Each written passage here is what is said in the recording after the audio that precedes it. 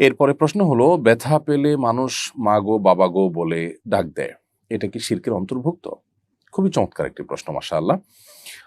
ব্যথা পেলে বা কোনো কষ্ট অনুভব হলে অনেক সময় আমরা ও মা ও বাবা বা বাবা গো মা গো এরকম বলে আমরা ডাক দেই।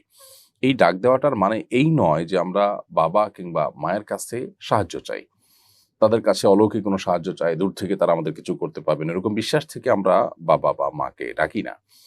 এবং তারা আমাদের অলৌকিক সাহায্যকারী এরকম যেহেতু আমরা মনে করি না, সো আমরা ডাক দেই শুধুমাত্র ব্যথা হলে তাদের কথা হয়তো স্মরণ হয়। তারা অনেক বেশি মায়া করেন, মমতা করেন। সেই জায়গা থেকে তাদের আ তারা থাকলে চোখের সামনে তারা হয়তো স্নেহ করতেন, মমতা করতেন। আ এরকম একটা অভ্যাসগত ইস্যুতে পরিণত হয়েছে বাবা গো, মা গো ডাকটা।